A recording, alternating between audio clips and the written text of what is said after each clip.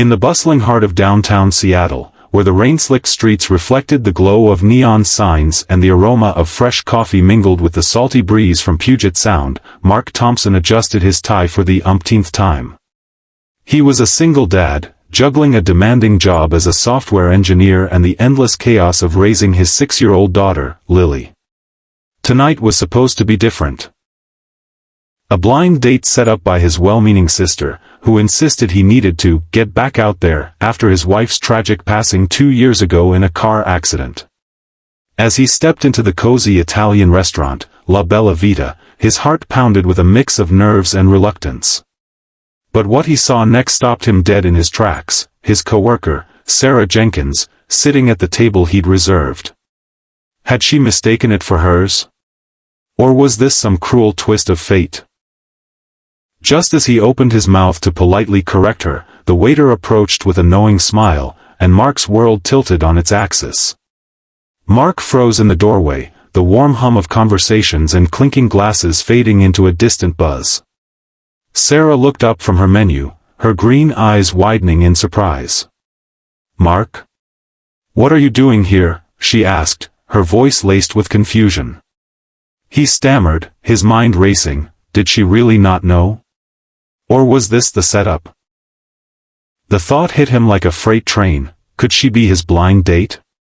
But before he could voice it, a sudden crash echoed from the kitchen, drawing everyone's attention, and in that split second of distraction, Mark wondered if walking away now would save him from the emotional storm brewing inside. Mark had always been the reliable type. The guy who showed up early to meetings, fixed bugs in code that no one else could, and packed Lily's lunches with little notes that said, "You're my superstar." But reliability came at a cost.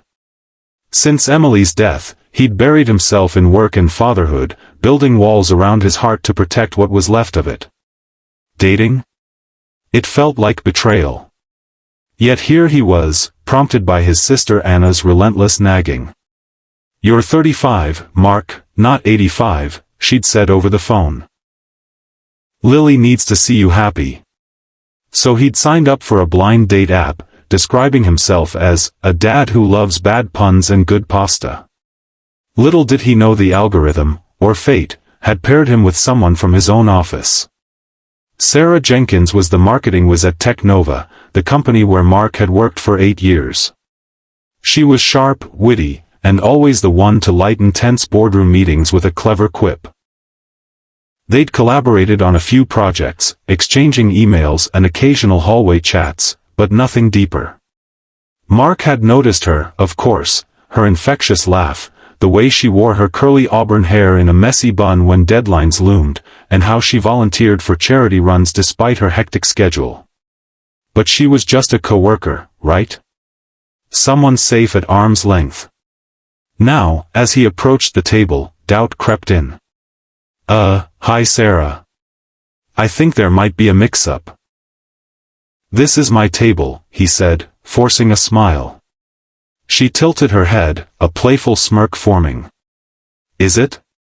The host said table 7 for Sarah J. Mark's phone buzzed in his pocket, a reminder from the app. "Your date, Sarah, is waiting at La Bella Vita, table 7. His stomach dropped. No way. This couldn't be happening. Sarah's expression shifted from amusement to realization, her cheeks flushing. "Wait, are you Tech Dad 35? She whispered, her voice barely audible over the restaurant's jazz music. Mark nodded slowly, the weight of the moment pressing down.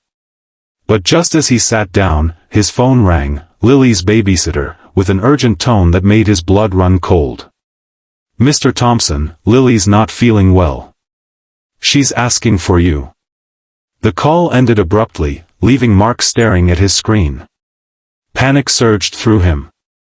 Lily had been fighting a cold all week, but he'd assured himself she'd be fine for a couple of hours.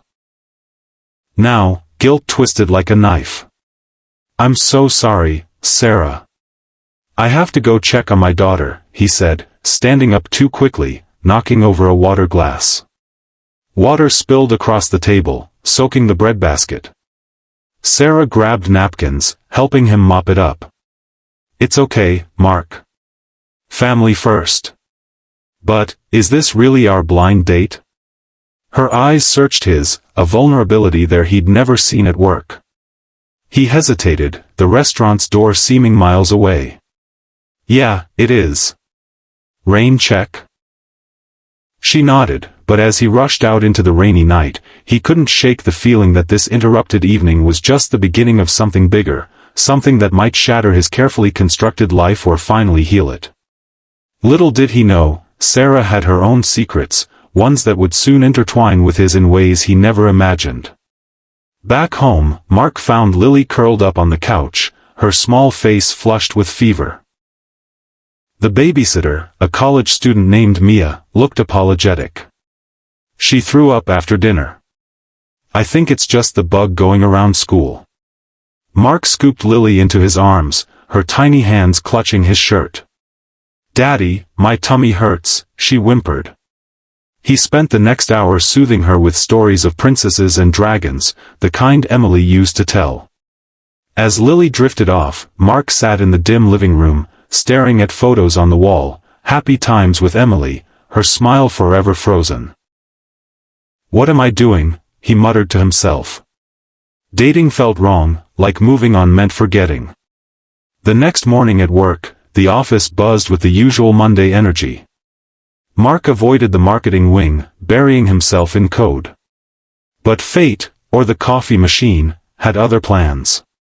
As he poured his third cup, Sarah appeared, holding a mug that said, "World's okayest marketer." "Hey, stranger," she said lightly. "How's Lily?" Mark was taken aback. "She's better, thanks. Sorry about last night." It was unexpected. Sarah leaned against the counter. Unexpected is an understatement. I had no idea you were on that app. Small world, huh? They chatted awkwardly about work, but beneath the surface, tension simmered. Mark learned Sarah was divorced, no kids, but she volunteered at a children's shelter on weekends. I love kids, she said. They remind me life's not all spreadsheets and campaigns. Mark felt a spark, common ground. But as they parted, his boss called him into a meeting about a looming deadline. Thompson, we need that bug fixed by end of day, or the client's pulling out. Pressure mounted, and Mark wondered if he could handle work, dad duties, and now this budding connection without everything crumbling. Days turned into weeks, and what started as coincidence evolved into something deliberate. Sarah and Mark began grabbing lunch together, first as coworkers catching up, then as friends sharing stories. Mark opened up about Emily's accident, the drunk driver who stole her away on a rainy night much like their date. I blame myself sometimes, he confessed over sandwiches in the park. If I'd picked her up instead of working late. Sarah touched his arm gently. It's not your fault, Mark. You're doing amazing with Lily. Her words soothed wounds he didn't know were still bleeding. But challenges loomed. Lily's school called one afternoon. She'd gotten into a fight, defending a friend from bullies. Mark rushed over, finding her with a scraped knee and tear-streaked cheeks. They said I don't have a mom, so I'm weird, she sobbed. Mark's heart broke. That night, as he tucked her in, he promised, "You're not weird, sweetie. You're perfect." Yet doubt gnawed at him, was he enough? Introducing someone new felt risky. Sarah had her own battles. Her ex-husband had been controlling, leaving her wary of relationships. I thought I was done with love, she admitted during a late-night work session. They were alone in the office, poring over a joint project. Mark shared a laugh over a silly meme, and suddenly, the air charged with possibility. He leaned in, but pulled back, timing wasn't right. Sarah, about that blind date. He started, but his phone buzzed again. Anna, his sister, mom's in the hospital. Come quick. Rushing to the ER, Mark found his mother had suffered a mild stroke.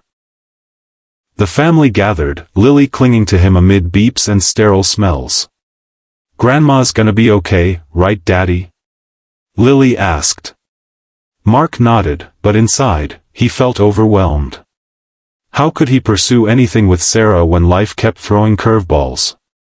As he sat in the waiting room, Sarah texted, "Heard about your mom. Need anything?" Her concern warmed him, but also terrified him. What if he let her in, only to lose her too? Recovery for his mom was slow, requiring Mark to juggle hospital visits, work, and Lily's needs. Sarah stepped up unexpectedly, bringing meals to the office, offering to pick up Lily from school once when Mark was stuck in traffic.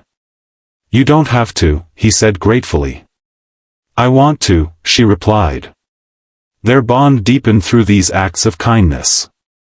One evening, after his mom's discharge, Mark invited Sarah over for a casual dinner. Lily was shy at first, but Sarah won her over with magic tricks and stories about her own childhood adventures. Yet, not everything was smooth. Jealousy reared its head when Mark's coworker, Tom, flirted with Sarah during a team outing. Mark felt a pang he hadn't experienced in years. "You two seem close," Tom teased. Later, Mark confronted his feelings. "Sarah, I like you. More than as a friend." She smiled, but hesitated. "I like you too, but I'm scared. My past." Before she could finish, Lily interrupted with a nightmare, screaming from her room. The moment shattered, leaving them in limbo. As fall turned to winter, Seattle's rains gave way to crisp air and holiday lights. Mark decided to take a leap. He planned a proper date, no interruptions. But on the day, a massive storm hit, flooding streets and causing power outages. Stranded at home with Lily, Mark called Sarah. "This is ridiculous," he laughed. "Come over. We can make it a family night."